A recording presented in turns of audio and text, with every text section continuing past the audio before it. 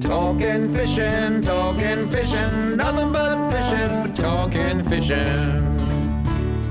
If it's facts about fishing that you want to know, then tune in, folks, cause this is the show. We'll show you all the right bait to use, so sit right back, you got nothing to lose. Doesn't really matter if it's trout or carp, flathead, marlin or a gummy shark. Listen to the guys and you can't go wrong. They'll be talking about fishing till the cows come home. Talking fishing, nothing but fishing, we're talking fishing. And welcome everyone to Talking Fishing. Hope you all had a great Easter. You're all fished out and just kicking back ready for another hour of Talking Fishing. Plenty of news to talk about tonight. Cod, snapper, golden perch stocking, the Tambo River, plenty of great catches over the Easter break too, all coming up in Catch of the Week very, very shortly. As always, please welcome Adam Ring. And Adam, I wish I had $1 for every car that drove down to the Mornington Peninsula on the over Easter. I tell you, I'd be a very wealthy man. Oh, and didn't the weather turn it on for Easter this year? And I'm sure everyone down at the peninsula, as well as everyone all over the country, would have had a ball because it was very absolutely beautiful. Pleasant conditions. I got out all 4 days, which was great. And I'd say the fishing was tough. I'm going to say it's tough because the full moon on Saturday, I hate it. I'll talk about that in a little bit because I want to introduce Trelly, but there was some very tough fishing. But I had a scully dive and that was very, very good. That wasn't tough, I'm sure. It wasn't tough at all. And a big welcome to Trelly. I see the cod fishing didn't slow down at Shepparton over the Easter break either. Plenty of photos doing the rounds on the social media, Trelly. Yeah, absolutely. Yeah, we had a great weekend up there. Again, weather was excellent. Yeah. We don't suffer the bad weather up there. We just go around the bend. So it was really good. But yeah, really good weather. Full moon works now advantage up our way, you know, a lot of surface lure fishing and things like that. So really good. Really good. Might as well get into things pretty quickly, Trelly. Now, where'd you go at Easter? I went to a little creek called the Billabong. Yep. Paul's done a show up there near the other side of Deniliquin. Nice quiet little creek, so a bit of relax and a little bit of bait fishing, which was very productive, so it was great. What's the nearest town? Deniliquin. Oh, yeah, okay. Yeah, that'd be the nearest town. Because I think a local from Deniliquin actually captured a snapper view in the township. I don't know if we can... Oh, there you go. Celebrating Easter. Charlie, you were caught in the streets of Deniliquin again over Easter. That's a bunny. I didn't see him. I didn't realise. You told us you were dressing up for Easter. You idiot. I don't know, every week you just... was in Sydney the other week. And, I know, look at that. The same park bench. I'll take the park bench with me. Anyway, I got the rubbish out of the way nice and quickly, so it was all good. Let's turn to the Mornington Peninsula. It was I found very tough fishing. And you know the funny thing about social media, right? Saturday, I reckon I did over 100 kilometres to find a King George whiting and it just did my head in. But anyway, it was good. I actually went and pumped bash yabbies in the morning. We had a beautiful low tide early in the morning down at Bleak Gowrie. Went out, pumped, I reckon I had about 60, 70 bash yabbies, beautiful, ready to go, get out there, out to Mud Island. Just couldn't catch a fish. It's a funny thing, this full moon, because it does it to us every time. And every time we think, nah, can't be the full moon. But consistently it's tough. And to put it all into perspective, I saw one of the most amazing things on the weekend. A customer brought into the store a photo of what was happening at the Mornington Pier. Crystal clear water right at the front of the pier, and there would have been an easy 30 plus calamari sitting all out in the open. Yeah. They were from 6 inches to 20 centimetres in the hood, and they were everywhere, and no one could catch them. Really? The only ones we heard caught were on really, really small jigs. Yeah. But it was just tough. And now, I mean, calamari, people don't really talk about it. When it comes to the full moon, doesn't matter. Just go and catch it. No, and we got a few on the weekend. Yeah. I'll talk to you later about that because I want to go back to the social media, right? I ended up over at St Leonard's. That was on Saturday. Got some whiting over there. I was pretty happy with that. Got some whiting, cooked it up for tea. Sunday morning, get out of bed. And on Facebook, it comes up with a year ago today. Do you ever get that? Oh, you don't go on Facebook. It said a year ago today, it showed my post. I was at St Leonard's and we were battling an easterly wind and having trouble at Mud Island. We went to St Leonard's. So it was a year ago I did the same thing. It's weird you say that because I did, for the first time in a long time, had to flick through Facebook for whatever reason. And it said, you know, this time 5 years ago, I posted a photo of my now 5-year-old daughter. Oh, really? When she was just a baby. There you go. Couldn't believe it. Yeah. Don't forget, you can keep up to date with our official Facebook page with Catch of the Week, hotspots and much more. Don't forget to like us, and to make sure you get to the right page, just go to our website at talkingfishing.com.au and click on the links to Facebook and Twitter. You can join in the conversation tonight by sending your questions and comments on Twitter using the hashtag on your screen now.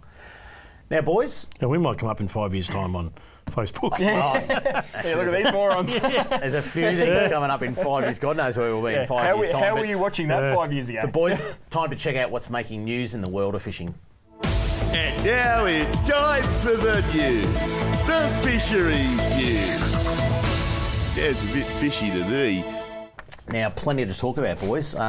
Tonight's just going to fly because you can look at we've got a list up there sitting under the camera. So many things to talk about. As long as we've got the park bench photo out the way for the week, we're going well. First one, boys. Anglers warned to fish by the rules at Lake. I don't know how I'm going to say it. Charlie Grach. Fisheries Victoria officers are warning people to carefully measure their Murray cod after a West Wimmera man faces hundreds of dollars in on-the-spot fines. The fish were allegedly taken from Lake Charligara, however you say that, a popular West Wimmera Murray cod fishery, which was restocked with juvenile cod after refilling in 2010. So obviously one of those Western District lakes. Didn't have any fish in it. They've restocked it. Although these fish have been growing steadily since release, it takes at least 4 to 6 years for them to reach the legal size of 55 to 75 centimetres. So these guys aren't... Must have been undersized, were they? Must have been. Yeah. So he's taken them. And is that right? 4 to 6 years? That'd be yep. At Lake Charlie Grach, wherever that says. That'd be right. 4 to 6 years before they get to legal take size. But so is that put in as fingerlings, you mean? Yeah, that's right. Yeah, about that long, about 30 to 50 centimetres. It goes on to say West Wimmera anglers and Fisheries Victoria have put a significant effort into re-establishing the lake's Murray cod population by stocking both on-grown fish and fingerlings over a number of years. We want people to be able to access this resource, but it is vital that they fish to the rules. The 3 Murray cod detected recently were all undersized at 45, 48 and 51 centimetres, and also had the fillets removed, which is also not allowed, Charlie. You don't do that, do you? No, and I'll leave the wing on my duck too. When fishing for Murray cod, anglers must ensure that when in, on or next to Victorian inland waters, these fish are retained in whole or carcass form, but you can remove the guts, gills and scales. That's the same. That's the same out in the base, isn't it? Yeah. You can gut them and gill them, but you can't show else. So let's get on the next one. More habitat for fish in the Tambo River. Recreational fishing licence fees have helped further improve fish habitat in the Tambo River. The East Gippsland Catchment Management Authority and contractors recently placed 50 log structures, Charlie, between Sardine Flat Road and the mouth of the river. These structures consist of 2 or 3 logs tethered to piles driven into the riverbed close to the bank on each side of the river. So I guess with the floods and that they have in Gippsland, it washes a lot of that stuff out in the lakes, and they're restocking the wood, if you like. How good's that? Good for the bream, good for the ludric fish and the estuary perch. We call them snogs. Snogs? Yeah, well, between a snag and a log. Oh, yeah. There's snogs. How's this? I think we've got another slide on this. The logs were donated to the project by the East Gippsland Shire Council and sourced from Meetung, where marina jetties were replaced recently. How good's that? You see the picture on the screen there for the people at home. That's a fantastic news story, and great to see the fishing club and everyone's involved in all that. Something that really does benefit the environment and your fishing those structures. Really, really good. Yeah. Next one, stocking update. 20 waters have shared in more than 243,000 golden perch fingerlings over the last month to improve recreational fishing opportunities across northern Victoria. A few of the highlights there: Lake Epilock 65,500, Goulburn River, Lake Nagambie to Seymour 50,000, Lake Boga 50,000, Campaspe River in Rochester 5,000, Greens Lake in Corrup 5,000. Victoria Lake Shepparton 5,000. That's the ones that you were chucking in. Yeah, the other week. Exactly. First Reedy Lake got 2,000. I don't know about second Reedy Lake or third Reedy Lake. And Amaroo Lake, part of Kialla Lakes, got 500. So how good is that? There you go. That's pretty damn good, I reckon. And I was going to show Travis Dowling. You guys know him, fisheries. every week I say to him, send in the photos of the fishing. That was going to be fisheries news tonight, but once again, no photos. Blanked out. I don't know what he gets up to. He always says to us he's going fishing, but zero. Anyway, he always says, "Yeah, I got some flathead down at Lake Tyers." Like, don't know. Nothing. yeah. Can't take photos of nothing. Is he just he forgets his camera? Oh, he must, yeah. Is he a hopeless fisherman? Bit forgetful. Coming up on Talking Fishing, Catch of the Week, and we take a look at some of the cracking trout that come out of Tolondo this week. See you after this. Talking fishing. Talking fishing, nothing but fishing. We're talking fishing. And some cracker catches of the week. Now, I must apologise to the people at home because you send them in through the email, you send them through Facebook, you send them to the mobile phone hotline every week. There is just too many, boys. Yeah, and particularly over Easter. And, exactly. A lot of people fishing. We love to put the photos of the kids up. We love to put the, whatever's going in the bays. Clipboard somewhere. Some sort of clipboard on a Facebook or something. We should put a few of these up. There's a lot of photos though, Kelly. Anyway, let's kick it off. Julian D'Angelo, King George Whiting in Western Port. Have a look at the young fella there and the smile on his face. And I tell you what, I'd kill for a bag of whiting like that right now. Last couple of weeks I've really struggled. I'll tell you what, Julian, you must have 10 fingers. Dave how it's done. Julian, He must have 10 fingers to hold those up. Look at that. What a champion. No, that is fantastic, and that's a great catch, and well done to the young man. I think he was actually out on his uncle's boat. And Julian, if you could just call one of the shops there and speak to Dave and just give him a few pointers on how to catch a whiting. I've got a mate Lou down Blackgowrie too. He needs every tip that under the sun, I can tell you, because I think he caught a whiting back in 1983. Yeah, but anyway, hasn't done so well since. Julie could be his coach. Let's have a look at the next one. Snapper in Port Phillip Bay. We've been saying that they're going well. Oh, nice. I think the biggest, and I mean that's a great photo. 7 kilos taken up the northern end of the bay. Well done to Matt Spiteri. Lovely couple of fish there. And I think that northern end of Port Phillip, we're regularly showing snapper reports this time of year. Yeah. Now I had 19.2 degrees on the screen over the weekend, so it's come back down to that perfect range for snapper again, hasn't it? Why do they look like Matt? Why do they put them out so far when they're taking the photo? I mean, make them look bigger, Trelly. They do, don't they? Yeah, why wouldn't you do bigger that? than Matt? You know? We do that, don't we? A little bit. We could have put it out and say, "Oh, that's unrealistic." We'll pull it back. Snapper and whiting are the classic fish that you hide. I shouldn't be telling everyone the tricks. You virtually hide your arms and you put them out like that, and it just looks so good. Well, realistically, that's the only way you're going to get a good photo of a whiting. They're a hard fish to photograph. Yeah. But anyway, well done to Matt. More snapper off Mount Martha. Tony McBride sent us in this pic, and it was a very, very happy man. Got a few that day too off Mount Martha, deep in 21 metres.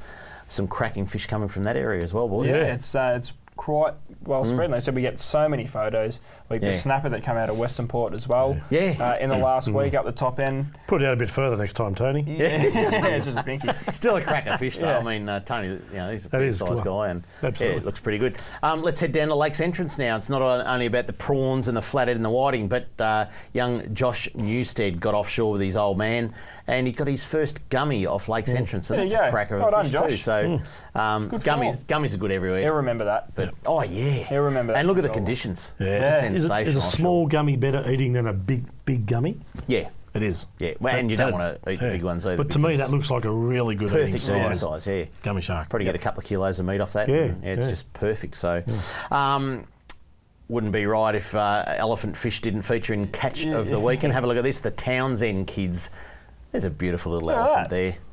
Over in the Elephant Triangle in Western Port. Got to be happy with that. Yep, it's that time of year. Yeah, good to see them. Like people are still targeting him. Yeah, exactly. Go out and have a bit of fun on them. Exactly. You don't get them in the Goulburn River at Shepherd and Kelly, I tell you. Thank Christ for that. Imagine if you did get one of those, what the locals would say. That'd be the headline of the paper, wouldn't it? Yeah. Nice. Freak monster caught in. Trelly's brother surfaces after years of. Good on you. There you go. And lucky last, something different, a school shark from the Western Entrance. Bob He, who's featured on the program a few times. Yeah, that's right. Yeah, he does quite well in the Western Entrance. We normally see Bobby with a few nice big gummies. But, and we saw a big kingy from him back at Phillip Island a little while ago. But school shark, thank you very much. Got to be. And a lot more people are targeting these sharks these days. Yeah. They're so hard to catch with, the sense of smell is that good. They'll sniff out any wire and they'll bite you off any mono. So that's a great capture. Well done. Yeah. And like I said, many other pictures, of course, down at Portland, Port Mac over in South Australia. And some big tuna. I wouldn't have said there was a lot of Portland photos doing the rounds. I don't know how many people went down. They haven't really spoken to anyone about reports at the boat ramp and all that sort of stuff. But I mean, the charter boys are all got photos up on their Facebook pages. Yeah, and a that. lot of photos. But Port Mac, geez, I've seen some photos from there. And we've heard whispers already of some barrel-sized tuna coming in. There was an early one which was in the low 70s, and I think there was one that just ticked over 100 kilos out of Port Mac. There's some big fish hanging around already, so hopefully this continues and we not only see a massive season on the tuna, but we see some big fish come through again. We've had some great cod photos come in, and Tolondo, like you say, later on. Trout. I know we've missed a lot of people, but if you'd like to send in a pic of your catch of the week, this is what you have to do. If you want to be like me and have your photo on TV, email your fishing pic to info@ifish.com.au. Boys, freshwater stuff. It's real good. Trelly, I asked you today, I was talking about water temperature because I had a scallop dive on the weekend, which was just absolutely sensational. It was 19 degrees, like I said, 19.2, and put the wetsuit on, got fully suited up, had a little, well, when I say a dive, just a snorkel, 3 metres of water. So what depth of water do you 3 metres. Yep. Yeah, I picked the low tide, so it was 3.2. Yep. Which to me, I'm not a great diver, and I don't claim to be, but I can get down there comfortably and back up with 2 or 3 scallops in my hand, you know. And but I asked you the question, Charlie, about water temperature. When do the cod turn off? When does it get too cold for cod? I think it's probably July. Really. June, July. And do you know a water temperature in July? Like I don't. I'll find that out, actually, because we do talk about water temperature a fair bit. Because I don't know that the freshwater guys talk about water temperature enough. It doesn't seem as big a deal, does it? I mean, it affects the saltwater fisheries. We know where you work, don't you? what species are better in what temperatures, what suits the range, and that sort of stuff. And you trout. don't, trout probably big freshwater, but but you don't hear a lot about it. We'll talk about it. Today's 19.2 and next week it's 18.5. It's getting better. You guys don't measure that sort of. Actually. We probably work on the barometer, fast rising barometer. Once it levels out for a few days, it tends to sort of they go a bit doughy. Then once it's a quick dropping barometer, we probably work on rather than water temperature. The other great place to talk about fresh water is Tolondo. Now, I think we've got a little bit of footage we might show just to remind people about how good.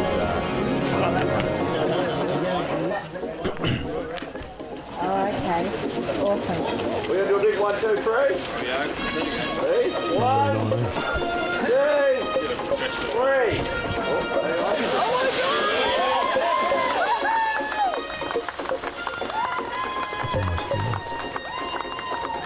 Now the water's flowing there, Trelly, so we just wanted to remind people of just how good that day was, January 19th.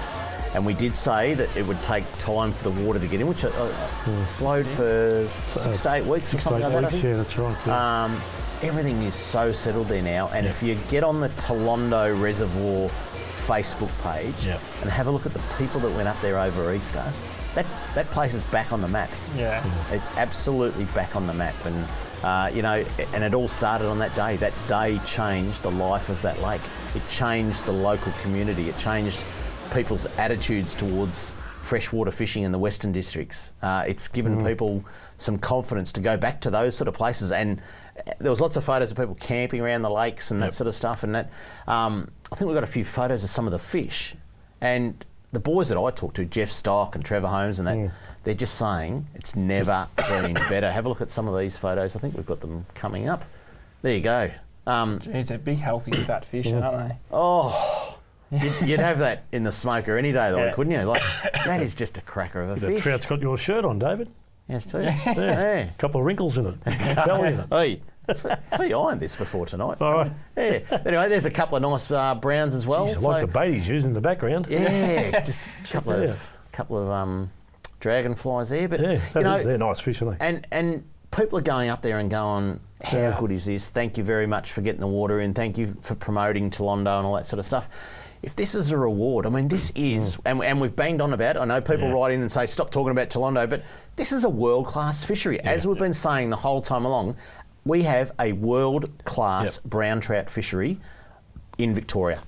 Second to none. Eat well too, don't they? Yeah. They smoke up, they do all sorts Now, this time of year, and we're going to talk a little bit about trout fishing when we get to product of the week, but this time of year people are thinking about trout because it's starting to get a bit colder on the bays and that they head up maybe to their favourite stream, or a lot of people head to Yukonbean, the run of brown trout that the early spawners head up into the rivers, and there'll be a trigger point. I think closed season starts June. Might even be the 1st of June in New South Wales. I think. Long weekend in June, I think it is. Yeah, something Queen's like birthday that. weekend. Yeah, I'm not sure. I think New South Wales might be a little bit earlier. I might be wrong, but people start thinking about trout, and good friend Mitch Chapman. He's already talking about Yuki. Yeah, he's already. I know Stan from the Narooma News. He's already been to the rivers up that way.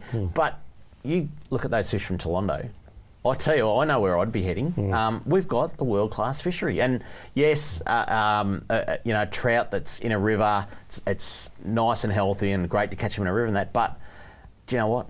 Those ones that live in that lake are just as good, and you're not targeting them in a spawning run in. I'm not saying it's unfair because it's legal to do it. It's not closed season. Yeah, well, I guess but it's a bit of a target fishery. Those fish. Yeah, that's right. And the big thing at Tolondo, you can go at any time and catch fish of that size. Whereas, say Yuki, you are waiting. You're waiting for that early spawning run. Yeah. A fish to start heading up the river where you can get them. It's pretty tough conditions. It's cold. You're walking a lot. You're in the water a lot when it's that cold. Whereas over here, school holidays, put the kids in the boat. Go and catch a trout like these. Troll around and pick up a few. You can fish mud eyes under the float. You can throw a few lures around. Yeah, exactly. And they're all going to catch these trophy fish. And a couple of those browns, and they're going to be around for a while. Yeah, definitely. I think one of the things, and I know fisheries do monitor this program, but if we can just get some fish in the water soon, so another year class in there, get them in there, get them growing, because it wasn't stocked last year because of the water level. Got the water right. We did put a request in to try and get an early stocking, and they said a bit out of season. And to be truthful, that truck is just going full pelt, putting golden perch and murray cod all around the place. So there's not a lot of room to load it up with trout and go to Tolondo. It takes probably a couple of days out of there. Yeah. Good on Paul too. Paul Yabby, who delivers those fish around the country. He's a really nice guy. They do a good job. Yabby, g'day. Yabby, good on you, mate. Paul. So just got to get some fish in there in the colder months this year and get them going. So that'll be good. Hopefully a bit of rain comes that way. A couple of good things around Easter time. Daniel Andrews come out day before Easter and said those people that had booked campsites and paid to get an unserviced campsite that was introduced by the previous government, said cancelling all those fees, you get your refund back, and that is just great news for the people who went away at Easter. Yeah, it's a bit of a relief, but that issue is still there, is it? As far as paying for, I mean, that's. Yeah. Well, there's a fit, so you don't have to do it anymore. He's abolished them. Right. But I tell you what, down in the Mornington Peninsula, I've got some big troubles down there that they're talking about tripling the camping fees down on the Mornington Peninsula in a couple of caravan parks. And I won't get on my high horse just yet. Let's just see how a few things pan out. But I tell you what, I'm that far from getting on my high horse because to put up, I tell you what, if I put up someone's phone bill by 300%, put up the electricity bill, put up whatever, why would they put up camping fees by 300%? Is just ridiculous. I tell you what, I'm a little bit over it. There's lots of things going on. Jarla pole. If I put on the Jarla pole. Coming up on Talking Fishing, product of the week, and plenty more on Talking Fishing. See you after this. Talking fishing. Talking fishing, nothing but fishing. We're talking fishing. And boys, as we were talking early on, people starting to focus on trout fishing. I know there's a lot more happening, tuna and all the other stuff that's going on, but people will get a bit of a focus on trout fishing, those that love their streams and targeting some of those trout. It's getting to that time. Product of the week, we'd have a look at a couple of just the stuff you need to go trout fishing. Just some of those lures that they're the things that work this time of year. Exactly. And in particular, they're in trout colours, aren't they? Yeah, that's right. Well, the trout colour in the freshwater scene's probably, it's easily the most popular colour. I'd say brown trout number 1 and rainbow trout number 2. Yeah. The first one brown we're looking at, 3. brown trout number 3. Yeah. The first one we're looking at here is a little sinking minnow. Now, sinking minnows have come a long way, and they're starting to have a really big presence on our walls and at tackle shops because we're just starting to figure out how good these lures can be. They're great to have in your arsenal for those sort of shallow rivers. As you get those big sweeping, the water comes over, say a little rock bar and sweeps around a nice big hole, and you've got a couple of trees or whatever hanging over, you can actually cast that lure up into the fast water and let the current take it around. But as it comes around to where you want it to be, it's sinking the whole time. So you're in the strike zone before you start winding. You've only got, say, 5 or 6 cranks before the water actually takes it out of the strike zone. Just having that tiny little bit of weight in there to help it sink just helps you be in the strike zone for a hell of a lot longer. So sinking minnows, you'll hear a lot more about them. They're getting bigger and bigger because there's definitely a place in our market for them because it gets you into places you just can't get with a floating lure. I didn't like sinking lures because once I cast out and got my tangles off my line, sometimes on the bottom I was hooked up On a rock. Yeah, they catch rocks. You're Mark. right. You're dead right. We are used to the floating stuff, so you're right. It's just a different technique which we're getting used to. The next one we're going to look at is probably, it's almost a bigger version of the one we just looked at. These are easily probably the best casting minnow you'll get. They're great for probably more the lake application and even a trolling application. 65 mils a good length too. Like, it is. If you get to some of those areas like the delatite, that's quite a wide, and in parts deep. That's a perfect one for casting. And this is a great thing. Say some of those impoundments like Bull and Mare Eye and places like that, you can troll these no worries, big bibs, so they will get down, but they've got that transfer weight system which we're seeing in a lot of hard bodies these days too, so they cast really, really well and you can get plenty of distance and cover plenty of water in those big Your weight transfer system, look there. Your weight transfer system that you say, Adam, is a little ball bearing that actually moves to the back of the lure when you weight it and cast it. That works really well. Beautiful colours in that too. They are. Well, and this is, the colours are getting so good in the lures these days. It's kind of... Let's have a look at the next one, because that's a cracker. Yeah, the next one, this would be the number one as far as I'm concerned. If you want to cast lures at big trout, this would have to be an absolute Tolondo weapon. It's more of a slash bait, so it's best used with a really short and sharp erratic action in your rod tip. You can troll them. They do swim well on the troll. They do very well. And even though it's got a nice big bib, that really thin profile just holds it up a little bit, so you can get that sort of mid-depth out of it. You can fish it in those sort of medium rivers. If you work that hard, you'll get that down to 3 metres. On light line. You get a nice deep pool, you will work that really down low. And don't be scared to get down to 5 pound leader material. Definitely. 3 pound leader material, with a nice soft rod. That'll definitely get it down. And don't, if you're I have to wear 2 pairs of glasses to tie knots with that stuff. Put your ref sock on first. If you are casting these lures, don't be afraid to really work them hard. Like I said, they're a slash bait type design, so really get into them and get them darting around, and the big trout can't help themselves. So they're a great one. Beautiful brown trout colour in that one as well. Yeah, exactly. Right. And there's heaps of different colours in all of these lures, but we're focusing on the trout stuff this evening. The next is the humble spinner. Yeah, the old Celta spinner. How long has that been around? Forever. And you know what? It is still, and why I regard this one of the best lures for trout is because you can tie that on for one of your kids and just tell them to cast it all day. There's nothing, you do not need to do anything special to work it. Cast it as far as you can. There's plenty of weight in it. They can really get used to casting in the action. Slow wind back. That blade's going to do all the work. Streams, rivers, lakes, it doesn't matter. That's probably one of the best colours. You just saw that gold. Oh, I know. And golden red. It's probably, one of I the best walked into the shop this morning and the wall was empty of Celta spinners. Don't tell them that. They're just so easy. It's that time of year and it just shows the picture on it. So easy. And is this just as popular, if not more famous? Well, this has probably got the next one? the name out of everything. The old Tassie Devil. We've got a little 7-grammer, which we've got here, which are probably better for the casters. The trolling guys go to the 13.5. They go even bigger. My only advice with these, they come with wire rigged through them. Take it out. Take it out. If you take that wire out, you can run your main line straight through the middle of it with a little treble at the end and a nice little bead to stop it sitting over the shank of the treble, and it gives you more action. It just gives you, it doesn't have that stiff piece of wire sitting through it to really hinder any action, and you just get that nice wide. So get rid of the wire. And do you know, you can put them on the edge of the bench and you can give them a bend. That's right, you can tune them. And you can tune them, Change the action. Faster action. So they're again a great lure. How long have they been around? Oh, forever. And they will be around forever to come because they are that good. They catch. People use them in the rivers up your way at all, Charlie? Yeah, they do actually. And the channels. It's surprising what's in the channel, irrigation channels, which get fed from, the upper Goulburn and those sorts of areas. A lot of trout get into those channels. People don't fish for them, but they certainly do use them, catch some nice stuff. Bit of news through today, boys. We often talk about old Don Newman from Tackle Cranbourne and that.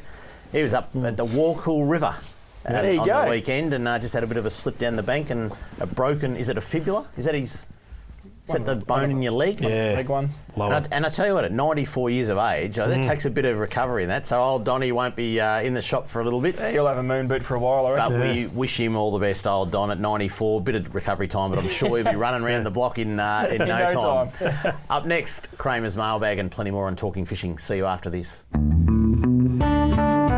Talking fishing. Talking fishing, nothing but fishing, we're talking fishing.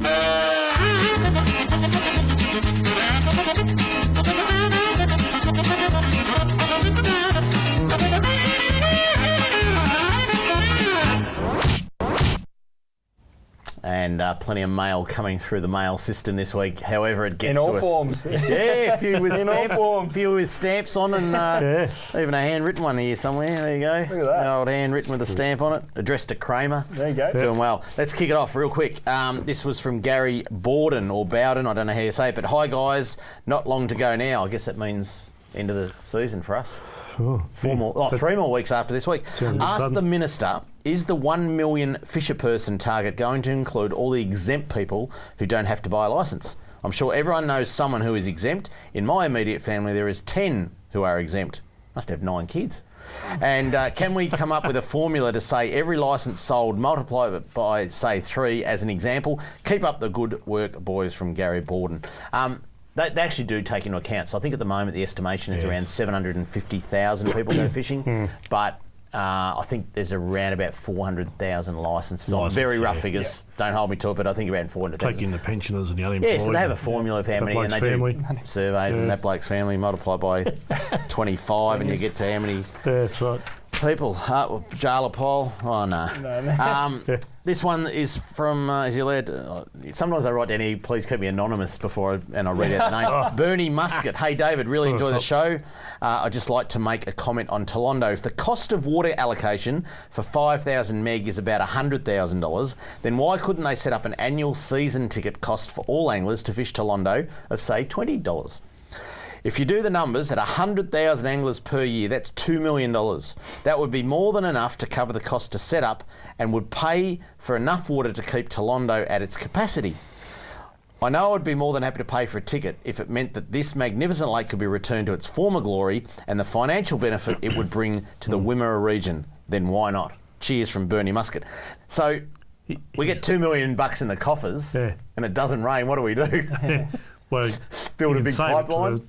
Well, yeah, you could say. Yeah. No, and that's it. I don't mean to rubbish Bernie, but that's the problem. Is that that water was allocated to a mine, Aluka Mining. Sorry, at a brain freeze. Then Aluka Mining. The $100,000 I think was in the actual pumping and they're saying that the catchment management. So it wasn't actually the cost of the water because the water was donated very kindly from Aluka Mining. So isn't that a great?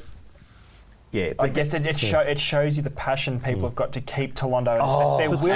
They're willing to pay to fish it so that we've got water. It is a great idea. And if it was that simple, then maybe it's something that it's not a new idea. But I great. mean, the duck hunters have got the Hart Morass down Gippsland. It's the duck hunters. Yeah, and it's the biggest wetland conservation in Victoria. Yep, it's owned by hunters. And they pay a gate key of $20 to go in there and hunt duck. So it's can be done. That type of thing can be formulated. I've got a crook back, but that's gone on the Jala pile. Okay.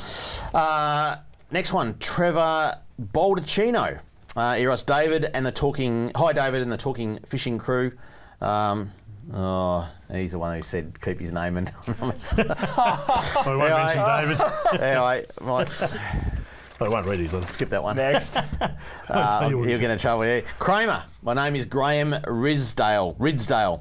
I've fished out of the Lang Lang from the 60s to the 80s and have caught many fish in that period and still fish the area. I'm writing to you about the jetty that was pulled down about 8 to 9 years ago. It was pulled down as the government would not repair it. People came from Melbourne and Gippsland to fish. The Lang Lang Foreshore Committee has asked for stone wall to be built, also to repair the boat ramp. The last government did nothing about it. Could you please bring it up on your program? I have sent photographs of people fishing from the beach and boat ramp. The other photo is a stone wall at Lota in Queensland, near Manly. Oh, Manly in Queensland, I guess. This is what Queensland government do for the recreational fishing. P.S. I hope something can be done, from Graham Ridsdale. Thanks, Graham, and I'm sorry, but I only opened your envelope, and there's a couple of good photos. I could probably hold them up. I don't know if you can see that at home. Have I got that the right way around? But that's the boat ramp, full of sand, obviously not maintained. People fishing off the beach. And there used to be a jetty there. Yeah. I've never seen it. I've never been down that way. When I very first started in the industry was probably about the time it got wiped out by weather, and they just ripped the whole thing down. Yeah.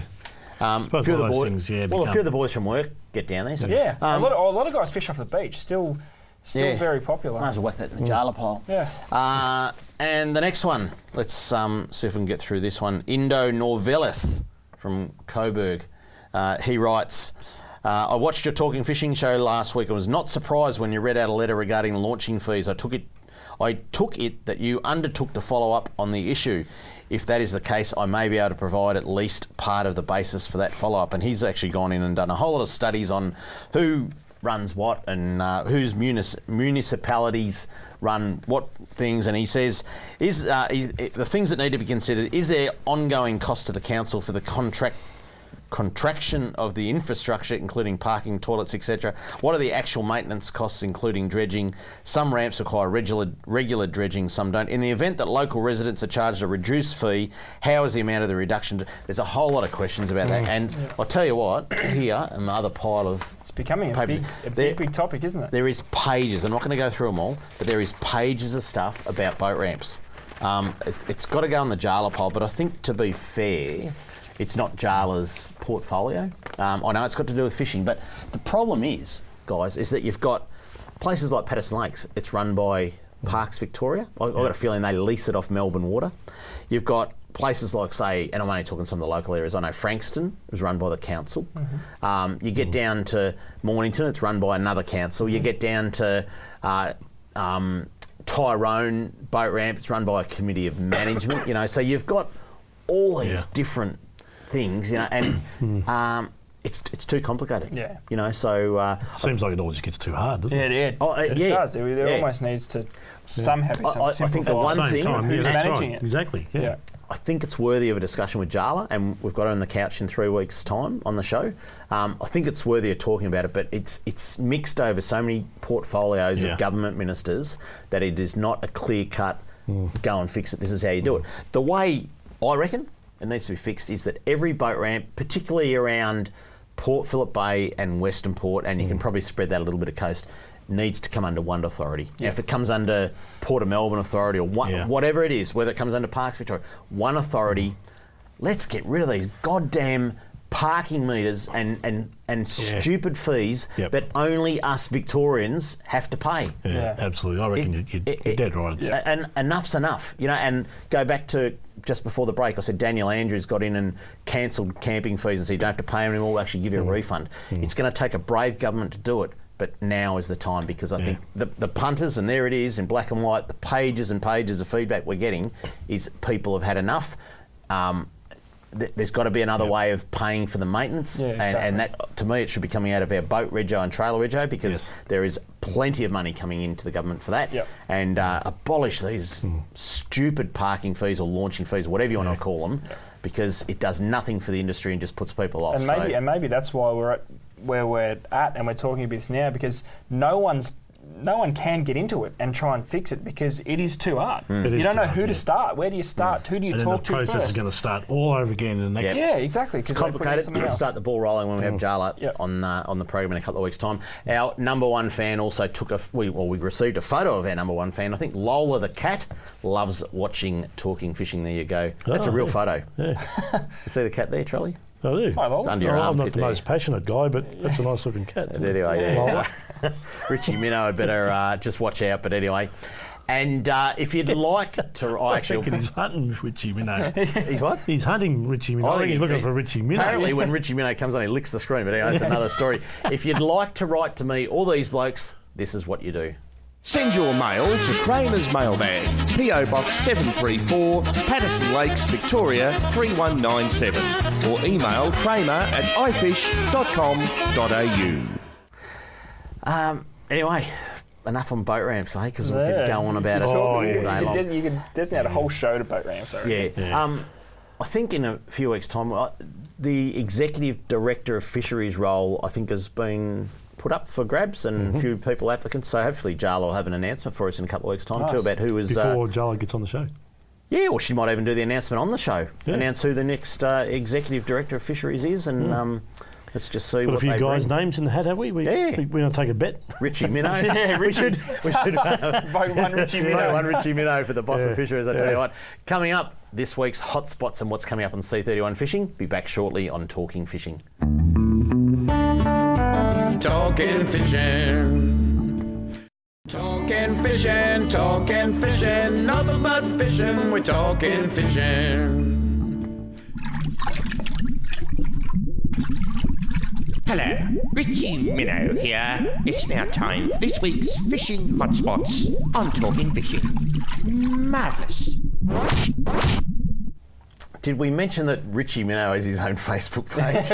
Richie.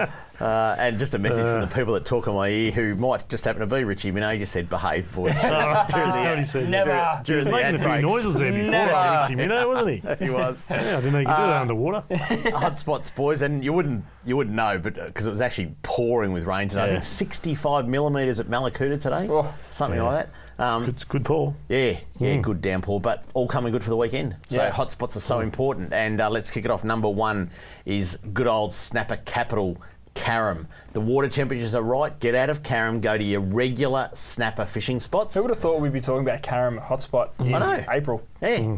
Pretty good. What depth are we talking? Anything you want. I mean, any of those reefs in 10, 12, 14, but I'd still be most of the fish have been going deep. Yeah, go deep. But if you've got a bit of structure out in that 18, 19 sort of thing, but temperature's right, Carrum is a great spot to fish. And you don't, those typical Mount Martha, those real deep, you don't need to be there right now because the temperature's right. Big Get out plastics bait? What are we talking? Just go the old pillies and silver whiting, just what you normally do in October, November. Yeah.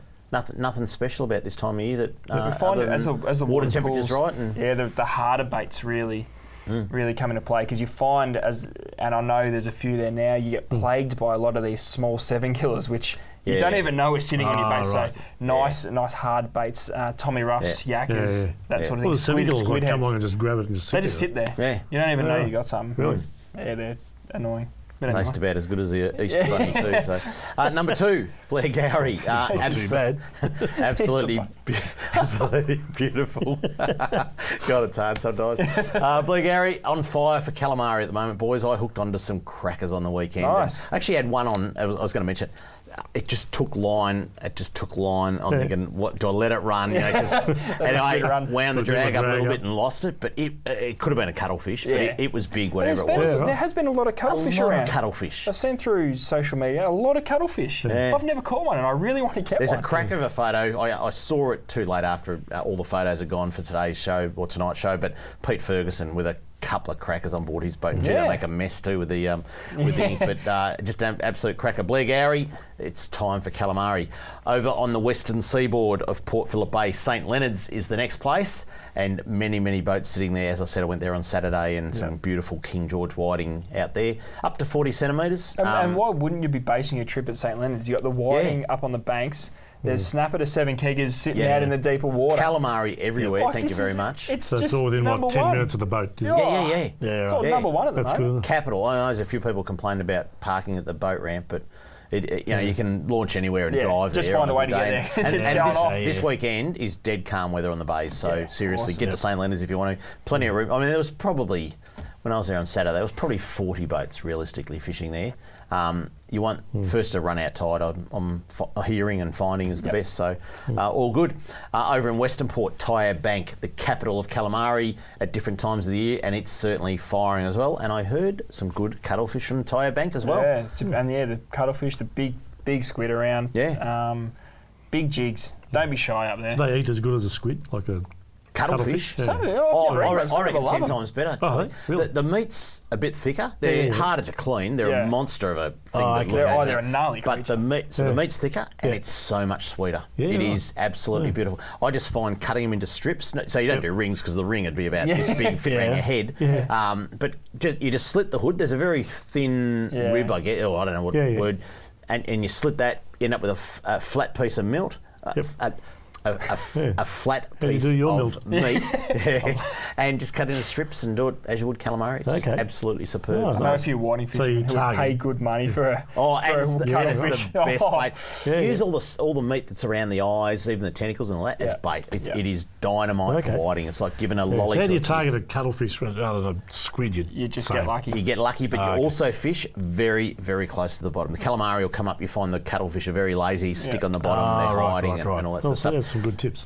Better keep going. Western Entrance is a cracker for gummy sharks right now. Some big models starting to come out of Western Port, particularly that Western Entrance. Yeah, well, and we saw Bobby He with a nice schoolie there as well. So there's some big gummies around too at the moment. It's been a good, I've said it the last few weeks, but it's been as good a gummy season as I've seen for a while. Absolutely.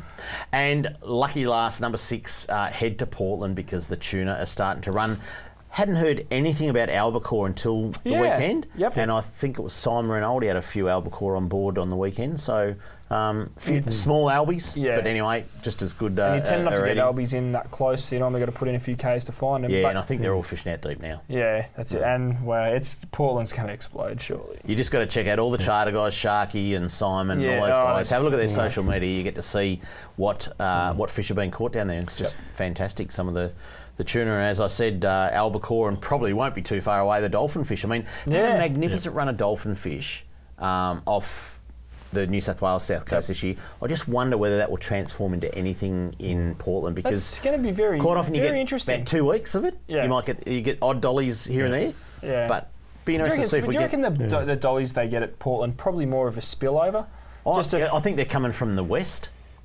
Round past Perth, down West Australian coast and over. I think, because that's the way the tuna travel. Yeah. I think. I'm not a scientist on it, but I reckon that's where the dolphin fish are coming from. So a different path to those New South Wales. But if the numbers are big in New South Wales, are they big in the WA, South Australia by the time fishery? they reach us and we see them off Portland, they're quite silver. Yeah. Aren't they? You don't see too many of those really way. vibrant green and yellow. Boys, got to move on. That is Hotspots coming up on C31 tonight. Catch and Cook, and if you want to see a ripper of a show, Ronnie's just put up on Facebook that he's targeting Samson fish in I think Coffin or out of Coffin Bay on board one of the charters over there, and he says on Facebook it's going to be a cracker of a show. So Ronnie says it's a cracker. It's a cracker. After that, 10 o'clock, Savage Seas Adventures. Wednesday morning, that's tomorrow morning, Ozfish TV. Everyone's up so early now because daylight savings does my head in, I tell you. Daylight savings. Talk about that in a minute. Thursday, you can catch us again 7 o'clock in the morning. Our show is repeated. It's not on Saturday mornings anymore because the local footy show's on. They start fishing a little bit later, but anyway, and plenty of fish as we always say on Saturday and Saturday night. Yeah, so just leave Channel 31 on Saturday. That's it for coming up on C31. Boys, just daylight saving. I mean, it's way past my bedtime now. I'm struggling. It does my head in. I love the other end when you get a bit more daylight, but when driving in tonight, it's when you work dark. like 10 men, like myself. It doesn't worry. Yeah, right. Do the fish bite an hour later? No. They're like good tradesmen. They up when the sun comes up. Isn't there a thing about the cows? You got to milk the cows an hour earlier in daylight saving. I don't think they're dead. Is that real or not? No idea. No, same time. Were you up at 4:30 for work this morning? Because I was. Oh no, I was up. I was up at 4. Well, I was awake at 4:30, bright as can be, because I'm normally up at 5:30. And 4:30. You're right. We'll test that. I'll give him a ring at 5:30. Well, you can. I would be awake. Also on our list of stuff, a nice. Is it a short-billed swordfish? Yeah. Did I get that right? Spearfish. Short-billed spearfish. Too many S's in that. Caught off Bermagui this morning. Not a common species. No, but how interesting looking animal. Because the yellowfin are starting to turn up. Yep. Then you got that. There was still got marlin pink. They were saying the marlin were all right. Yeah. And so there's a bit of fishing going on, isn't there? Hey? So it's an indication of some other like weather conditions or water temperature? Or I think it's just a good season all round. The south coast of New South Wales is just going get off. everything. Yeah, it's going to be interesting. I mean, Yeah, like I said earlier on, not a lot of photos out of Portland apart from the charter guys. Yep. Be interesting to see how big a season is in Portland because you just got that. They're still going to go to first. I think it's still gonna going go to to first. Sniff that Burmese is going to yeah. be very, very big this year. Yeah. So The guys from Laverton were down at Portland. They had some good catches done on the weekend. Yeah, So, there's definitely been plenty of fish. It's just whether we can. I mean, if the yellowfin turn up, it's going to be bigger than Texas. Yep. That's it for Talking Fishing. Hope you enjoyed the show. Don't worry about the rain over the next day or so. The weekend forecast is great for our local waters and there's plenty of good fishing to be had. Until next Tuesday evening, stay safe on the water and enjoy your fishing. Talking fishing, nothing but fishing, we're talking fishing. We got all you need, just take a look. Watch those fish jump on your hook.